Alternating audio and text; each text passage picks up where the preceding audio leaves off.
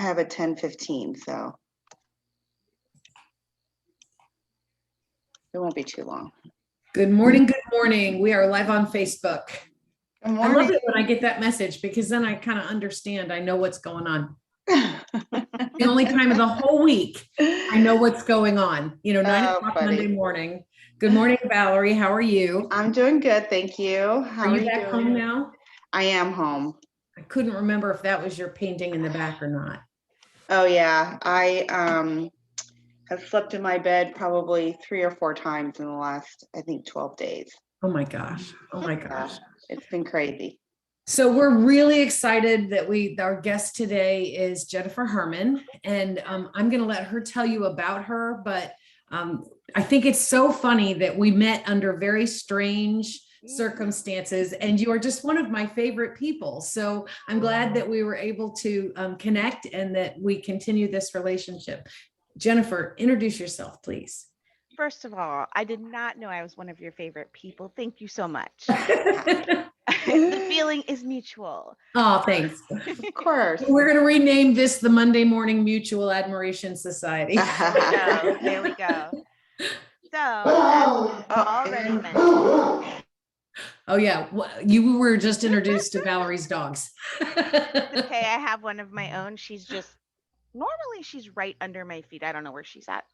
Anyhow, so like you already said, I am Jennifer Harman. We met through entrepreneurship circles, and I have gotten mentorship and friendships through these lovely ladies at Action Zone. But what I do is I'm the co-founder and president of the Storytellers Alliance, which had 2 babies, which is the Storytellers Edge and the Storytellers Academy. And essentially, we bring the classroom to the community. We try to educate on the importance of storytelling in business, which is the Storyteller's Edge. And we also do it for you. We help you build your brand voice and things like that. With the Storytellers Academy, it's a skills building program for youth to where they can learn different types of storytelling. It's not just writing, but it's, visual, literary, and performing arts. And then we have the Alliance, which is the OG brand. That one is very community centric. We have programs for arts and wellness and veterans and survivors. And this is where like our adult programs come in. That's basically what I do.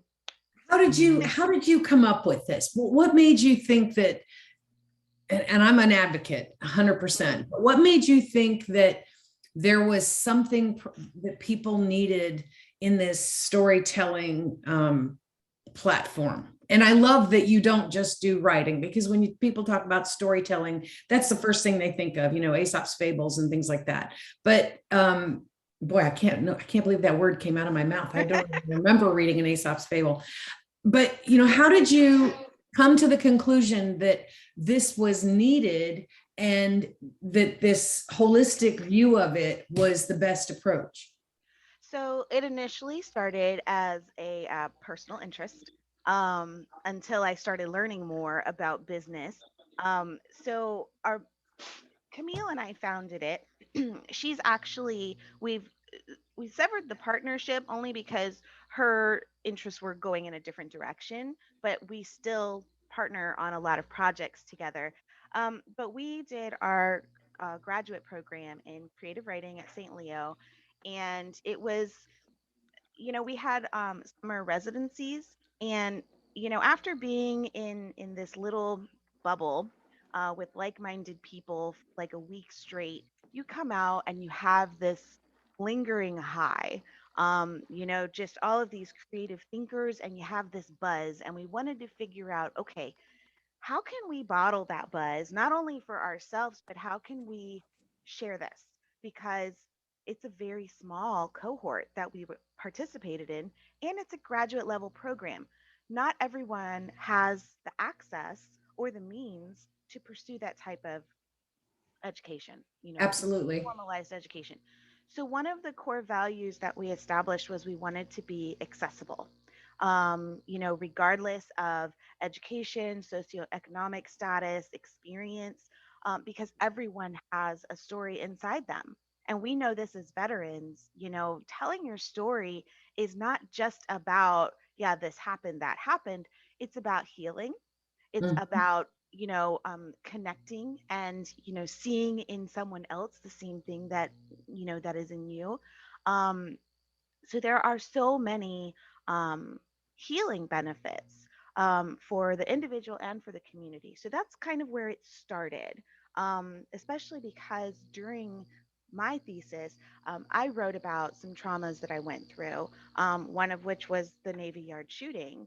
And, I didn't have I hadn't I haven't gotten over it. Okay. I don't think there's any getting over it. But it took me 2 years of living and breathing with this experience and writing about it and reflecting on it to come away from it and be able to say, this happened and it is a part of me, but it does not make the person who I am. It does not define me. I am not a victim to this experience. Mhm. And especially, when you talk about veterans with PTSD, or any other, type of traumatic experiences, it kind of becomes a part of their identity, and so having gone through that kind of evolution on my own and realizing, wow, as difficult as it was to write about these things, it was very, very helpful, more so than therapy. Not that I would ever replace therapy with it, but it was self reflection, and it was um, finding the silver lining. It was realizing that not only did this happen, but I survived, Mhm. right? Um, but that kind of evolved into more because we realized, just because it's of interest to us and we see the value doesn't mean the whole community sees the same. So, with the Alliance, it was really hard for us to find a way to monetize this little bottle of buzz that we had. And we did lots of freebies, right? We did lots of workshops. I was doing lots of free consulting, and I was giving away the farm and not really being compensated for my time. Um, and I don't mind helping, but at some point you have to start at least compensating yourself for your time, um, which is where the storyteller's edge came into play. um, I was living in these entrepreneurship circles with all of these small startup businesses, and they would all approach us and say, hey, can you help me with this, can you help me with that? We started doing content development. We started helping them develop their brand voice. We started working on their marketing, materials. And suddenly it's like, okay, maybe there's a need here, even though our heart is in the health and wellness space or the arts and wellness space, maybe there is also a need in the business space. And so that's kind of where Edge developed. And then Academy kind of happened, from COVID, excuse me, um, we saw this shift of virtual learning and the things that kids were lacking in their learning. As a parent, being able to witness the curriculum that my daughter was getting, this is no offense to her teachers; they were amazing, but there are gaps in the education system, and one of those gaps is that I found was exploring the imagination, really learning not just about a story somebody else wrote, but how to develop your own story. Mhm. And they did do scaffolding assignments where they start with a sentence that grows into a paragraph, into an essay. There's a beginning, a middle, and an end. But what I wanted to start interjecting was, let's write about things that we're interested in. Let's learn about things that we want to tell a story. I mean, when you see a child, when a child is telling you a story about what happened in their day, something really exciting, they light up like a beam. And that is exactly that same little bottle of buzz that we were talking about. So now we're trying to bring that to students, to K through 12. And that is our second core value, is bringing the classroom to the community. So essentially, really, really long-winded roundabout way about it, that's how we've come to be, in a constant evolution, constant state of evolution and growth. Um, but we're getting there, you know? Russ Barnes is on our board and in one of our facilitators. And one of the parts of his mission mapping programming talks about the defining moment. What was your defining moment? So when you talk about, everyone has one, there's a reason everyone has created the business that they have, or made any major decision in their life. There's a defining moment for various parts of our lives. So it's interesting that you saw that defining moment as that little bottle of buzz. And I love that description, and how you found a way to generate multiple streams of revenue, really, basically, but you found different customer channels that could benefit from this, and then adapted the business accordingly. Valerie, you probably have some experience with that with Luminary Global, because your customers all come from different, they might be first responders, they might be healthcare. Yeah, definitely. Oh, I just lost audio. Can you hear me? I can hear you. Oh, okay.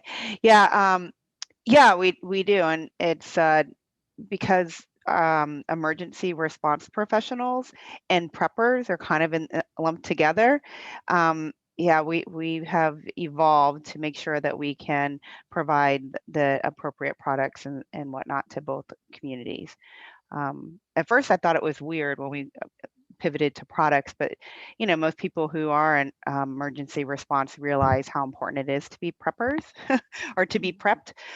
Yeah, so I like to say, for that part of our customer base, the everyday citizen and extreme preppers, because if anybody's going to buy a box of MREs, they've certainly got to be extreme. Yeah, definitely. Yeah.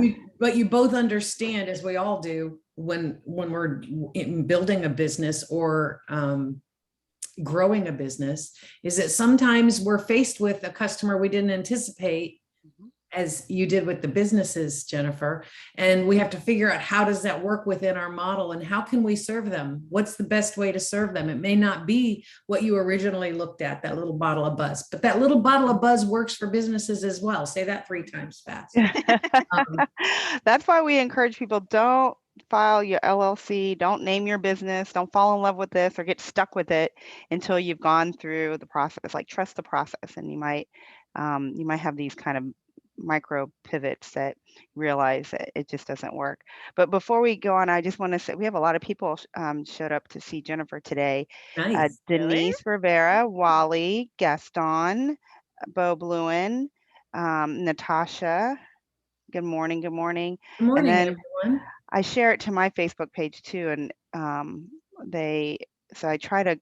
And Jennifer, if you notice that my eyes and my head keep moving back and forth, because I'm the behind the scenes in front of the camera person trying to make sure everything's working.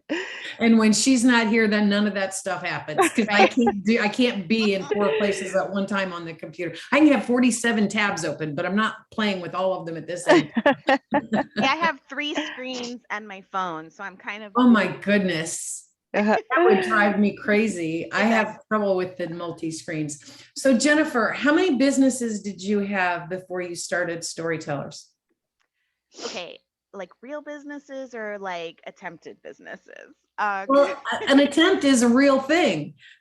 Okay, so the only legitimate business that I had, where I registered with Sunbiz and had an LLC, was Numa Consulting. I had just had my daughter.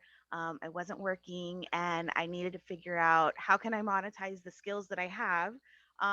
And I started doing consulting, um, and it was good. That's when I actually started doing some freelance writing, and a lot of it, what this was before my master's too. um, I started doing community newsletters. I had that client for like 4 years. So that client rolled into Edge. But that was my only like legit business. Everything else I've done, um, has kind of been ideas that I tried to, you know, figure out, okay, how can I make money out of this? I guess I would be like a serial entrepreneur. At least that's my mindset, because whenever there's something that I love, I'm like, all right, how can I make money doing this? Because I love it, so somebody else has to love it too. And I have these Totally get it. right. Totally get it. So I've done a few different things like that. I mean, God, I guess it goes way back to like middle school when I was making friendship bracelets, right? Like who didn't do that? Right. So so yeah, I've always kind of dabbled here and dabbled there. I did candle parties for a bit, and I was doing Mary Kay for a bit. I did Avon for a bit. I did some unmentionable kind of little marketing things for a bit. So, there's been a lot of attempts that just never really followed through because, for one reason or another, I either got bored with it. I felt like I was spinning my wheels because it was something that everybody else was making money doing, and I couldn't understand why I wasn't making money doing it. And so I quit, and I'm glad I did because all of those experiences kind of led me, crooked path, but led me to where I am now, which I would define myself as successful in reputation and in support in the community, and involvement. As far as success defined by, money, that's a different story because I'm still getting there, but to build a business, there's a lot of front end work that has to take place before you start seeing, actual revenue. Because yes, my clients pay me to do the service or to run a workshop or to host a class or whatever. But it's onesies, twosies here and there because it was just me for so long. I've just hired my first 1099. I'm so excited. Yay. I also now have an intern from USF. Woohoo! So I'm super Love excited. it. So I'm building a little bit of a team, and work is starting to come to me. I haven't really done a lot of marketing, at least on the business side, the storyteller's edge. That's been very organic. I started with this one, they referred me to that one. I had a Right. friend that knew what I was doing, and they told their friend, and I've just entered a contract with a company that is on path to or on track to be $1 billion revenue Wow. business this year. And I'm like, oh, okay, we can totally do this. So Mhm. they've brought the Storyteller's Edge in to be their essentially their exclusive content, ebooks, um, product descriptions, all of those sorts of things. Um, I'm not doing all of it though, which is what I'm so excited about because I've been doing everything myself, and Right. I reached that bandwidth max. And it's hard to run a business, three of them, to run a business and to work a business. Um, how can you possibly grow that business? So I Mhm. had to start bringing people in. So this new writer that I have, she's been amazing, and we're ahead of deadline every time. She used to That's be a great. reporter, so she's used to meeting hard deadlines and turning stories around really quick. Um, it's been a little bit of a learning curve because she's never really written much fluff, so blogs are kind of fluffy. So that's been a little bit of a challenge, but it's still happening like super quick, super fast, and we've already gotten more assignments from this new client, and it's only been 2 weeks. That's Um, awesome. yeah, so I'm so excited to see where this goes. But that was a referral. I didn't promote anything to them. I had no connection really. And somebody's like, Even "Hey, better. yeah, yeah." Even better. So it all worked out. So from those side hustle experiences to this full-blown formed business that's now with interns and contracts and other contractors that are working with you, what do you find were some of the most helpful resources to get you to the point where you went from everybody else is making money in this and I can't, so I'm going to give up, to I have to follow this process, or I now understand this process? What kind of resources did you use? Well, for one, people like you guys, that actually know what you're doing, because Thank clearly I don't. you. No, Yeah, we question that some days, but we'll take it. Thanks a lot. so like I know my business, right? I know like the services and the products and the things that we do, but to actually run that business, to build that business, to just the operations part, I have no idea what I'm doing. I don't know how to do accounting stuff. Well, I did it in college, but classroom experience is not the same as application. And, Right.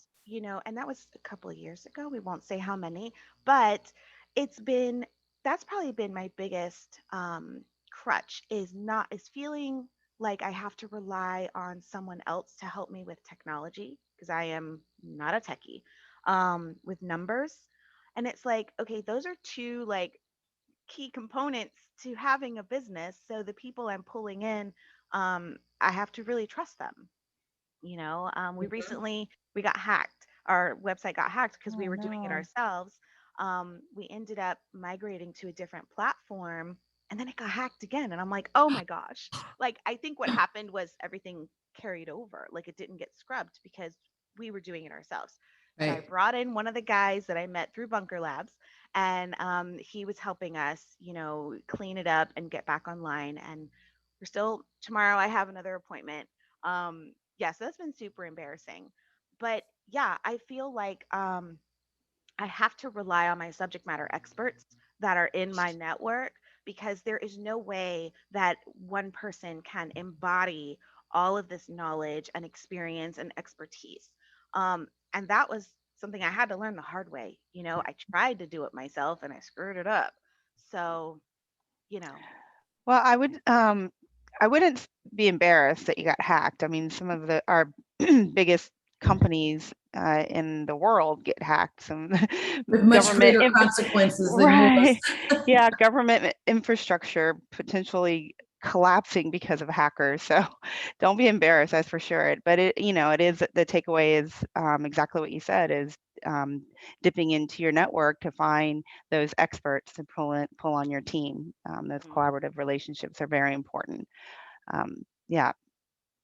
Russ says, and I think my next book should be a Russisms book because he always says such profound stuff, and it sticks with you. But Yeah. he tells everyone his experience is and the way he operates is that if he looks at the ramp to knowledge, how long is it going to take me to learn this skill so that I can apply it to my business? Or if it's a business concept itself, how much do I need to know to even start this business? And if that ramp is too long, that should be especially when you're looking at skills you need for your business. If that ramp is too long and it's going to impede your ability to generate revenue while you're learning that, then definitely it's more cost effective to hire somebody that knows what they're doing and can get you up and running like that. Mm. But and that's a very hard lesson to learn because it is. entrepreneurs are bootstrapping and, to have those resources. So it's important everybody on this call, I believe, has experienced this. I'm going to start a business today and tomorrow you got a business card made, right? Yeah. You had that idea, my worm farm, the goat hair, all that stuff. You were going to do it, but you didn't, the planning part really is maybe not the sole determiner of success, but it has a great deal to do with success, when you plan that part out. Mhm. Now, you were at the ECC, kind of the wealth of resources that are available there. Did you, aside from Valerie and I, were there any others that you were able to benefit from there? Actually, Because one of they my don't even know what they are. So anything you share would be exciting. Yeah, well, actually, one of the greatest resources I got out of there is my USF intern. He was a student at HCC at the time, and we kept in touch. And then he helped me get with the right people so I can be qualified to bring on an intern. And hey, here he is. No, I'd say, you know, I worked there for a little bit. I got to know the people in the room, or in the space because it's more than one room. Um, I mean, I'd say, there was a lot of courses that, the subject matter experts were really knowledgeable, um, and helpful. Like one of them is now my insurance agent. Like she got me set up with my liability insurance because I'm working with Hillsborough County to execute my academy courses, and I needed to have insurance. I'm like, oh my God. And it had to be like $1 million in coverage. I'm like, how much is that going to cost? $20 a month. Okay, no big deal. I was like, whoa. So, so she helped me with that, helped me understand the terms and everything. And that was a pretty seamless experience. But I wouldn't have even known who to contact when the Mhm. time was right if it wasn't for having met her through, these circles. I had a lot of opportunities, at pitch. Well, we'll call it an opportunity. I kind of flopped at the pitch contest, but at least I got to understand what a pitch contest is. And the people who win those pitch contests, like what was their secret sauce that they had. Mhm. And really, it's exactly what you said, Rosie. It's having a plan. And somebody said, and it might have been in one of the workshops, oh my gosh, an idea without a plan is just a dream. And I've had lots of dreams, Yeah. tons of dreams. So now I'm like, okay, this is like a for real deal. I even turned down an opportunity because I was so invested in making this business work. Boy, I'm I understand that. mm. And I'm like, why did I do that? I'm not making any money, and of course I had already learned about, different theories and concepts, bird in hand, pilot on the plane, and all of these different things. And I'm like, okay, I did not have a bird in my hand at the time.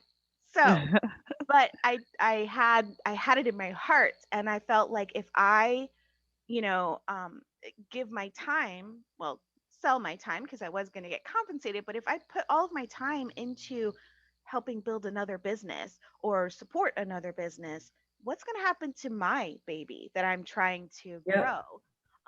So that was actually, at first I thought it was a really stupid choice, uh, because I'm like, crap, I still don't have any income. Um, Right.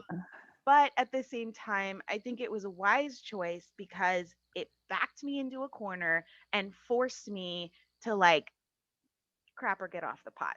You know what I mean? It really made me have to assess, okay, what am I doing and why am I doing it? This is the longest commitment I've had to any business ever. Normally, I don't get past a whole year. So for me to be doing this, when did we start this? 17, 18? We officially like we're think it's eight. recognized as a Yeah. business entity, I think in 19, but I think I started this whole concept in like 17 or 18. Because Camille and I, we were a year off. So I graduated in 18, or no, yes, I graduated in 18. She graduated in 19, but we met in 17. So my years are all off on when this whole idea started. Um, but yeah, I mean, what is that? 18, 19, 20, 21. See, numbers are not my thing. So 3 to 4 years that this little, seed has been planted and, slowly growing. We're fertilizing it, trying to, maybe repot it in another kind of, soil or whatever. Um, but that's essentially one of the reasons why I split the business. And that was kind of a complex, um, not decision. I knew I needed to split it because my customer demographic was, they were too unlike each other, and I had too many questions on what do you do? I'm like, well, Mhm. this and we do that and we do that and we do that. So I had to take all of this and that and this and that and split them apart to where there's a little more focus. I didn't want to Mhm. get rid of these other things like the business clients, which wasn't part of the alliance to begin with, like the youth program, which also wasn't part of the alliance. So I Right. didn't want to get rid of them, but because there was a need, I wanted to find a way to address it. Um, but yeah, essentially I split them, but the hardest thing for me was figuring out, okay, what does that structure look like? And I had so many flowcharts. Didn't we talk about this, Rosie? Did I end up showing you my flowcharts, my little, not flowcharts, but like my org charts? Um, Yep. so I essentially there are four segments to the Storytellers Alliance family brand.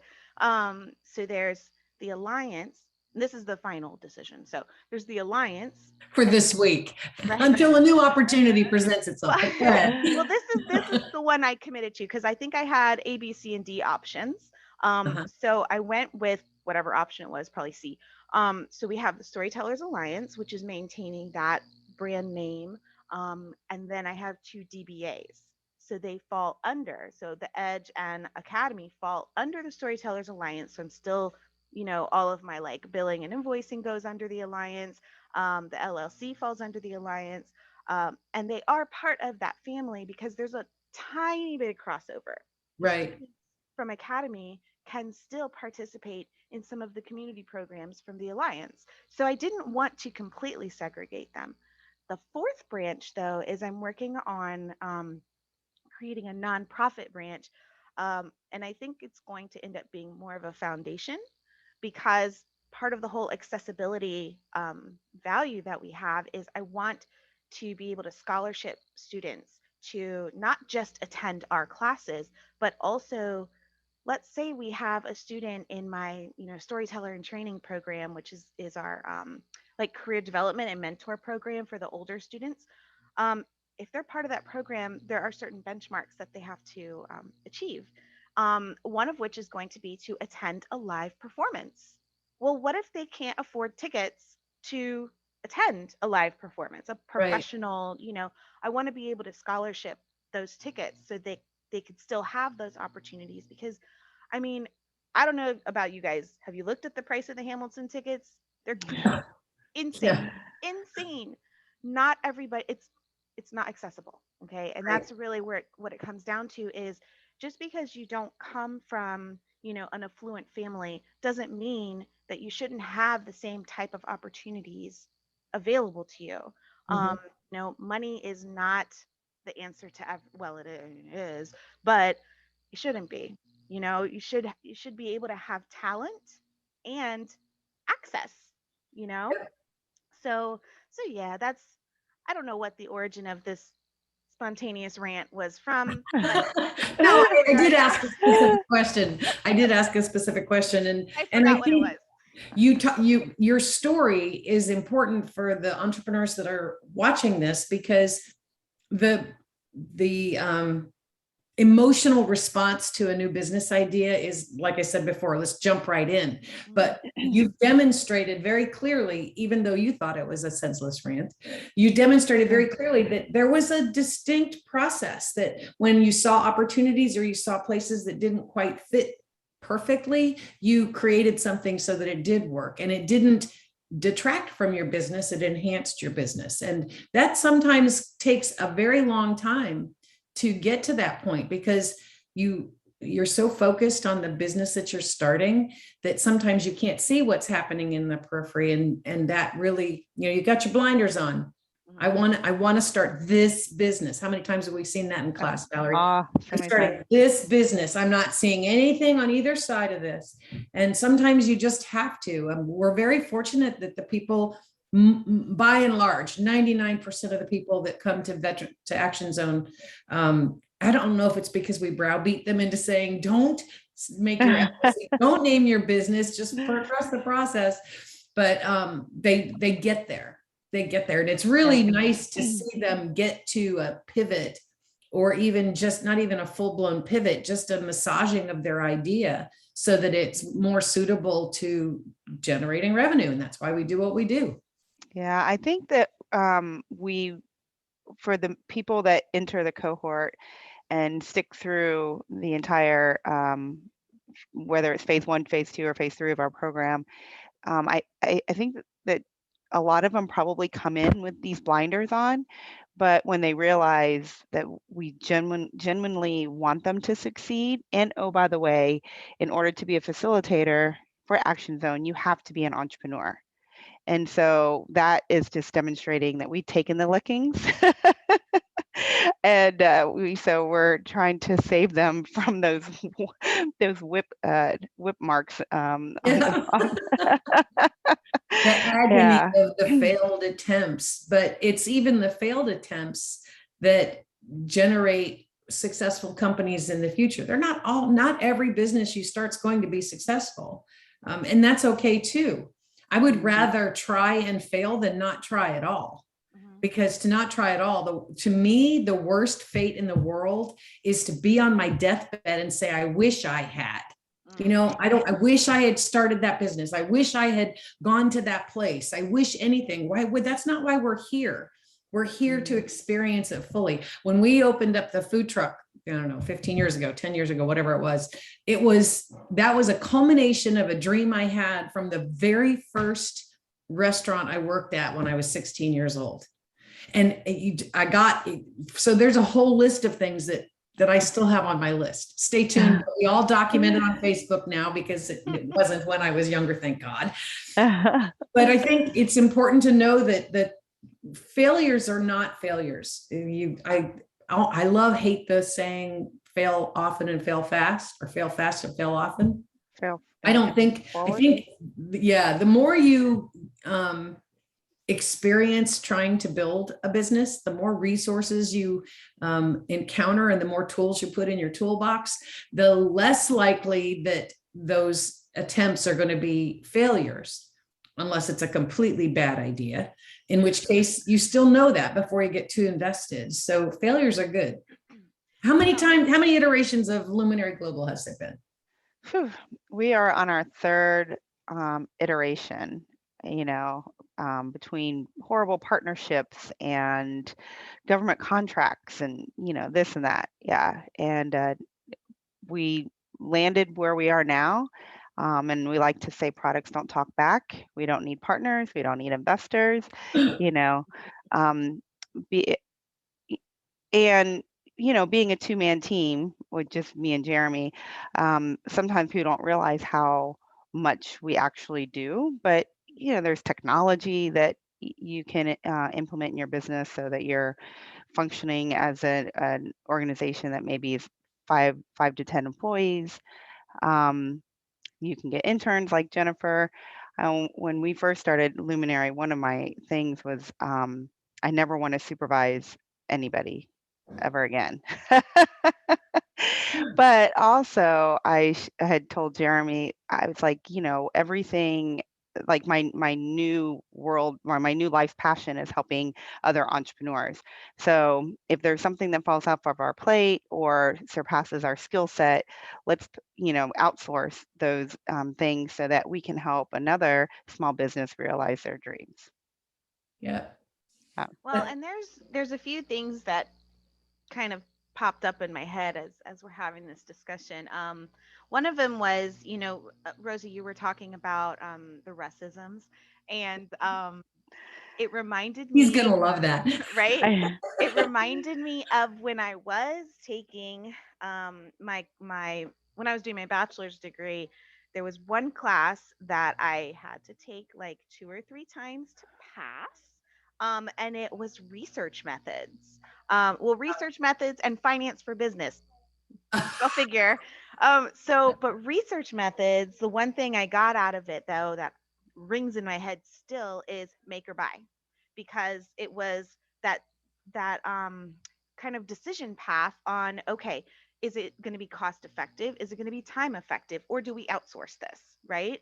So that's one thing that kind of made me think of. The other was Val, like you were saying, you've gone through a few different iterations. You don't want to have investors. You've had these things that didn't feel right, and you made the changes.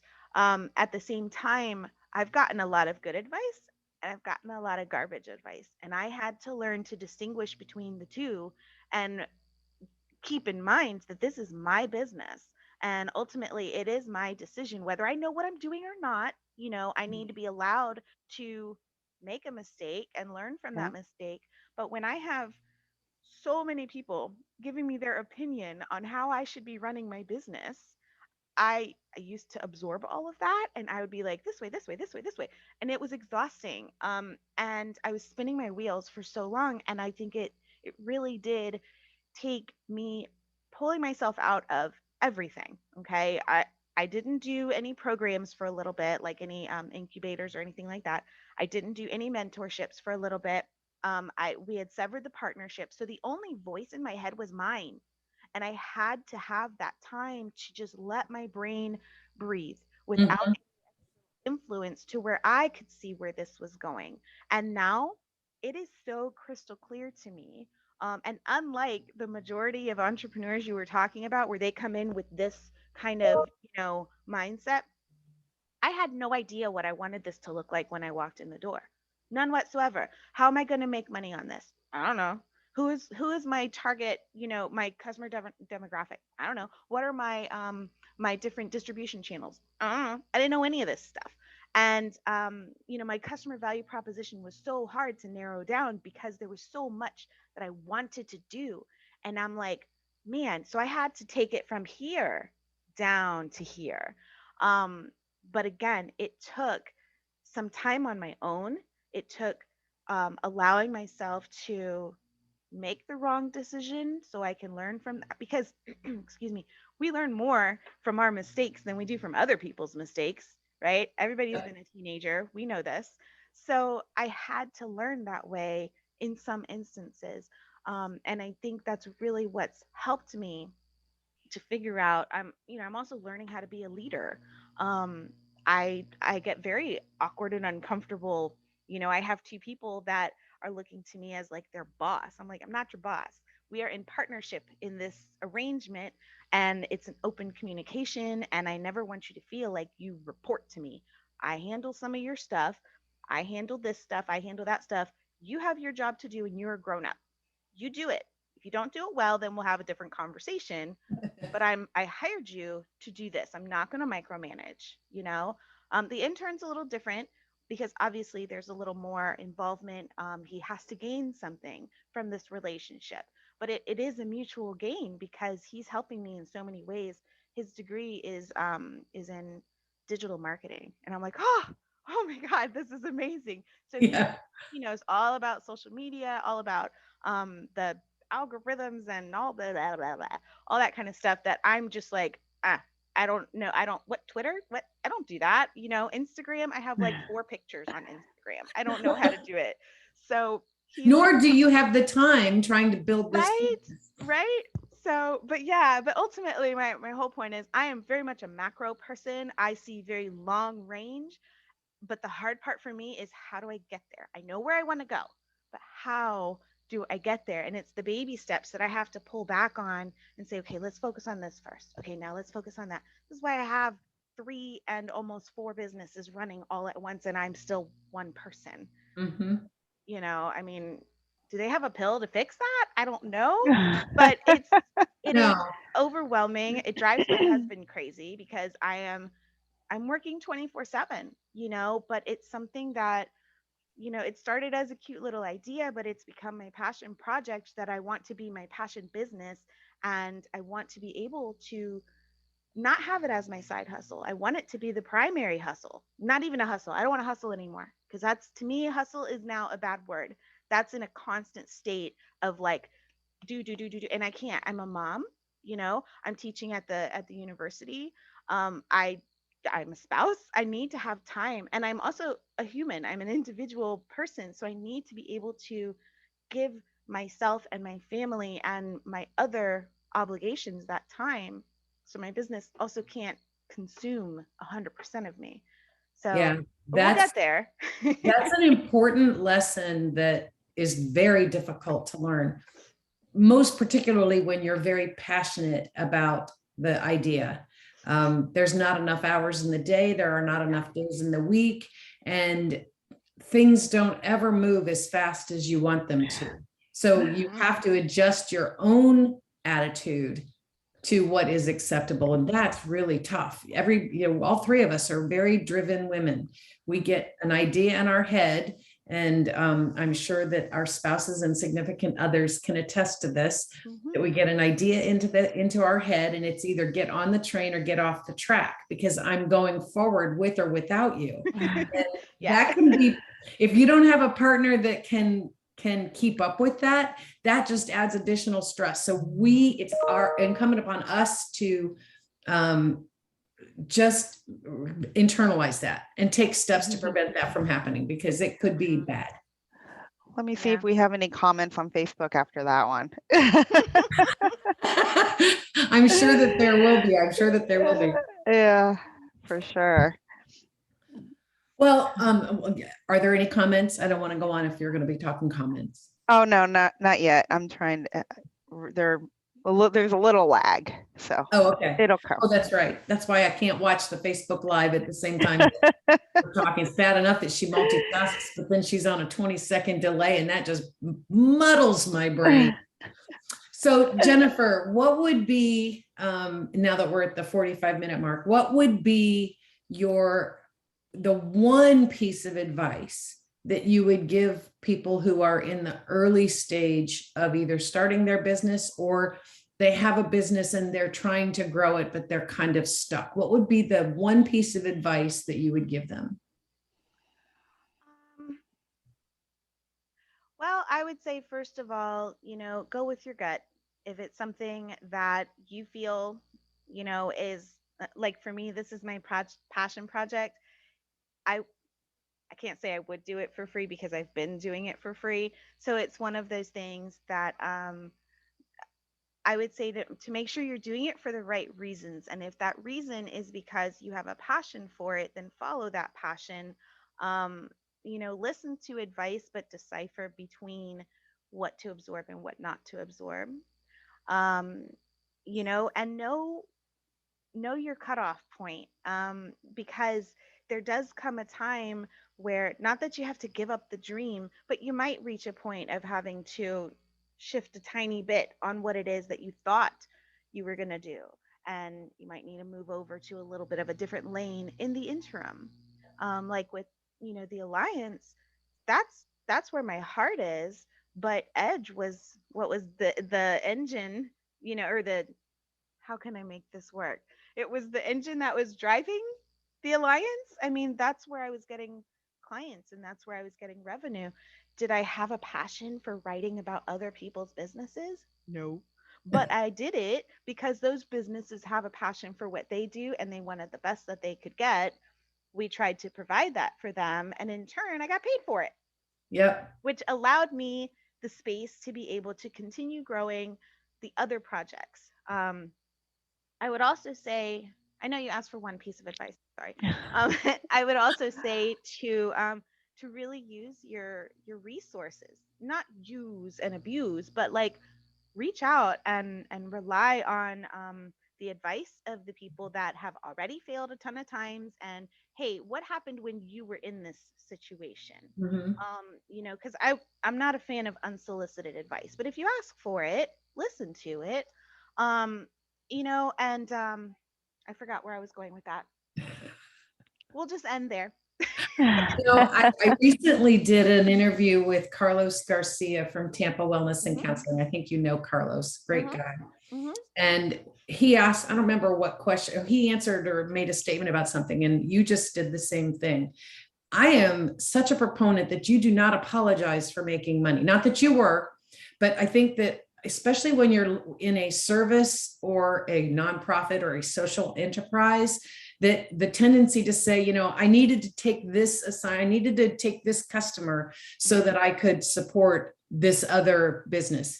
And I said at that interview, and it's become, just runs through my head for a number of different situations recently, that there's a reason why the flight attendant, when the air masks fall down, they tell you to put your own on first before you help the guy next to you. And that's because you have to make money to achieve the purpose, to deliver the solution to the painful problem that your customers have.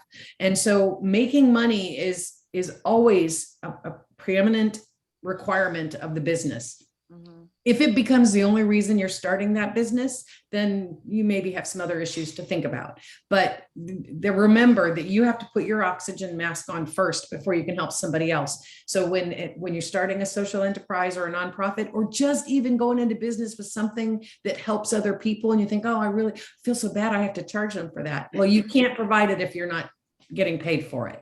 Yeah. Definitely. Thank you for making that point, because that's actually what I was going to say that I forgot. Was it, for some, it is just about the money.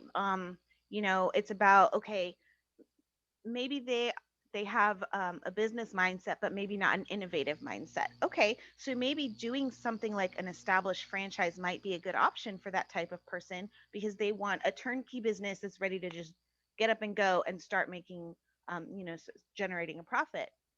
That's not me. I don't follow instructions very well. I like to do my own thing. And that's, I think, what makes it difficult sometimes when you are a more creative or innovative entrepreneur because there is no blueprint. And, you have to kind of figure it out as you go. But if you're doing it with the sole intent of I'm doing this to make a buck, you may not make a buck, and that's the thing for me, is I maybe this is a bad thing for me is that I would do it for free. I had been doing it for free. I don't mind doing it for free, but it's the time, you know, and it took a long time for me to realize my value. Like when people would ask, well, what do you charge for this? I'm like, I don't know. I got to figure that out. Because I suffered from imposter syndrome for so long, and I'll tell you, it actually took getting hired as a college professor to get over that because somebody had faith in me, and felt that I was worthy of being in this position. So who am I to question them? I mean, this was Right. me, right? So if she sees value in me, then oh, okay, well, cool. But yeah, I would stand in front of people, and educate them on how to use story. Like one of my workshops is, how to leverage your success through storytelling. Why would anyone in that room listen to a word I have to say? Who am I? Why do I know any better than they do? And it took a lot of my mentors to tell me, because you are a credentialed expert. You do that. You did this in the military. You do this in your career. You went to school for this. You have a master's degree. What is going on up there that makes you feel like you're not qualified? And it's because I know my own BS, you know? And I read a quote today on Facebook that it's not about, because I've always said I fake it till I make it, right? Like we all know that. But the quote was, don't fake it till you make it, face it till you make it. And I'm like, ooh, that's going to sit with me because it's not about, putting on the show. It's about accepting defeat and saying, okay, pick yourself back up. Let's try this again. And that's that failed. What did you say? Failed fast, failed. So Fail back, forward, fail fast. forward, fast. There you go. So, and every time you fail, it's a lesson learned if you can learn from it, right? It's a lesson learned that you can now say, okay, won't be doing that again. So everything that you learn what not to do is just as valuable as learning what to do. I agree with 99% of what you said. I'm going to take that 1%. What's that 1%? We'll use that as the segue to end the conversations, but because we still want to make sure we get your information out there. When you say that, there are blueprints to follow. You don't have to follow them to a T, but when you start a business, Action Zone program, Tampa Bay Wave Accelerator, the Women's Center businesses, the SBA, and the SCORE people who counsel people, there are definitely some parameters that help you ensure a greater likelihood of success of your business if you avail yourselves of those opportunities. No one has to go it alone. As you'd said before, Jennifer, utilize the resources that are around you. And it's really important. So if you're not if you're interested in starting a business, but you don't know where to go, call us here, email us here, because we can help direct you. If you're a veteran or anybody in the military community, of course, Action Zone. If you're anybody else, Action Zone Academy. If you're some other anomaly that I can't even imagine, you got to fit in one of those too. Well, just let us know because we'll help you. Jennifer, you've got a summer camp coming up, and I know that I posted it in Action Zone's Facebook page, but we'll post a link to it again in the comments. So when does it start and how long does it last? So we have our first ever Academy courses starting July 1st, which is Thursday. Yep, Thursday. And it's not so much a camp as it is like a summer course. So it's 1 hour a week each Thursday just for the month of July. So there's like 4 or 5 sessions. And there's what are my programs? We have young storytellers, junior storytellers, and senior storytellers. So young is K through third, junior is fourth to eighth, and senior is high school, 9th through 12th grade. They are all going to be held at the Lutz Community Center, which is right off of 41, where the Lutz Library is located. Um, and I mean, I'm really looking forward to this because, the Academy is something that was just this little faint idea in the back of my mind, but I had a very inspiring and so freaking smart, just this friend of mine, she's a colleague of mine too. And it wasn't why, it was why not? Why not just do Right. this? Because I really wasn't planning to do anything with the academy. And at least not yet. I'm always like, well, no, not yet. I'm not ready yet. Not yet. And she's like, why? Why not? Why aren't you doing this? You have everything in place to do it. Just do it and see what happens. Yep. Scares the crap out of me. Like, do it and see what happens is not a world I like to live in. So right now we're doing it to see what Face happens, it, you're an entrepreneur. We all live in that right? world. Right? But Very true. and that's it, as far as using your network, that's another thing I meant to get to is surround yourself with people that are going to not blow smoke up your ass, but they're going to inspire you, uplift you. You could feed off of their energy, because that's what it's taken for me. I've got a lot of life suckers around me, whether they're humans or activities or whatever it is. They're time suckers. They drain the energy from me. You need to refuel, and so I'm learning to surround myself with people like that, and also to manifest. And what I mean by that is you mentioned, oh, when one morning you wake up, you say, I'm going to start a business. And the first thing you do is make a business card. I did that, but I'll tell you, um, I did that when I wanted to be a grant writer, and I put it on a business card. And then suddenly, when somebody said, "Oh, you're a grant writer," and I'm like, "Yes, I am." It took that like manifest to this is it, and then my ears had to hear it come from somebody else. So Yep, I know I it's all like totally woo get woo it. crazy stuff, but I'm totally a believer in that. If you put Yep, it out there, you I know. agree. Yeah. I agree. Well, I Yep. think we all have 10 o'clock calls and it's 2 minutes. Yep. Till. Jennifer, this was wonderful. I so am Thanks. appreciative that you took time out of your Monday morning to come and talk with us. You are welcome back anytime you want to be on the schedule. You just email me and we'll get you booked up.